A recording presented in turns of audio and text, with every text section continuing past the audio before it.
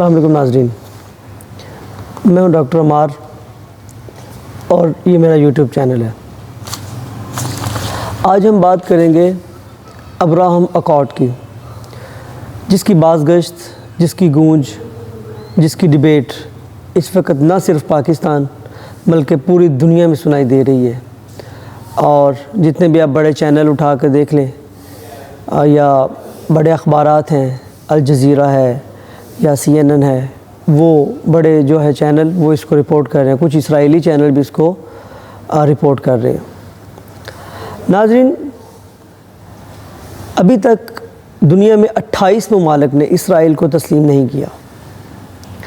ان کا کہنا ہے یہ ایک ناجائز ریاست ہے، جو کہ پاکستان کا بھی موقف ہے، اور قائد اعظم محمد علی جناح رحمۃ اللہ علیہ کا بھی یہی موقف تھا کہ یہ ایک ناجائز ریاست ہے۔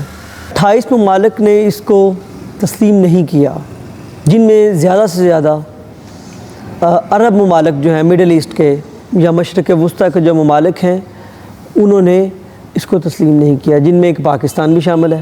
پاکستان کا بھی وہی موقف ہے جو عرب لیگ کا موقف ہے کہ پہلے فلسطین اور اسرائیل کا تنازع، فلسطین اسرائیل کانفلکٹ جب تک ریزالو نہیں ہو جاتا تب تک ہم اسرائیل کو تسلیم نہیں کریں گے۔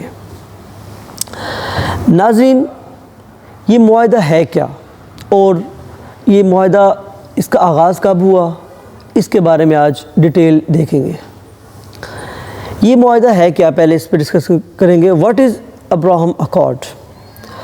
یہ ایک ایسا معاہدہ ہے جس کے مطابق یہ عرب ممالک پہ زور دیا گیا یا ان کے ساتھ ایک ایگریمنٹ تھا کہ اسرائیل کو تسلیم کیا جائے اور اس ناجائز ریاست کو ایک لیجیٹیمیسی فراہم کر دی جائے کہ دنیا میں اس کو مان لیا جائے۔ اس کے ایفیکٹ کیا ہوگا، اس کے کانسیکوینسز کیا ہوں گے، وہ بعد کی بات ہے، وہ ایک الگ ڈیبیٹ ہے، اس پہ بعد میں ہم بات کریں گے۔ پہلے ہم دیکھیں گے یہ معاہدہ ہے کیا۔ بیسیکلی یہ معاہدہ ہے عرب ممالک کے اور اسرائیل کے درمیان کے اس کو تسلیم کیا جائے۔ اب اس معاہدے میں ابھی تک 4 ممالک نے اسرائیل کو تسلیم کر لیا ہے مزید۔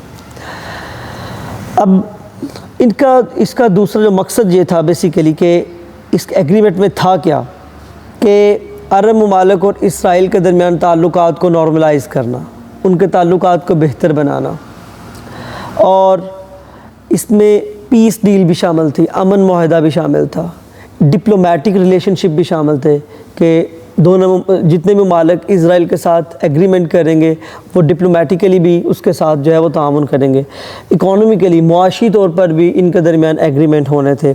اس کے بعد سیکیورٹی جو ایگریمنٹ تھا وہ بھی، یہ 4 معاہدے مین اس کے اندر شامل تھے، سیکیورٹی ایگریمنٹ، اکنامک ایگریمنٹ، اور اس کے بعد ہے پیس ایگریمنٹ اور ڈپلومیٹک ایگریمنٹ۔ یہ 4 ایگریمنٹ جو تھے اس کے اندر مین اس کے کی پوائنٹس ہیں جس کے اندر یہ جو ہے ابراہیمی معاہدہ یہ شامل ہے۔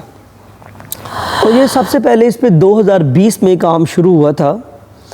2020 میں یہ اس کی کچھ بیک گراؤنڈ یا اس کی ابتدا کچھ یوں ہے کہ 13 اگست 2020 میں جو ڈونلڈ ٹرمپ کا پہلا دور حکومت تھا، تب یہ 13 اگست 2020 میں اس معاہدے کو اناؤنس کیا گیا، اور اس کے بعد جو ہے 15 سپتمبر 2020 میں اس ایگریمنٹ جو تھا، یہ جو ابراہم اکارڈ تھا، اس پہ سائن کر دیے گئے۔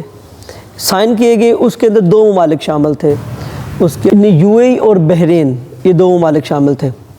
اس کے بعد اگر ہم بات کی جائے تو لیکن یہ 2 ممالک بعد میں شامل ہوئے، وہ کون سے تھے؟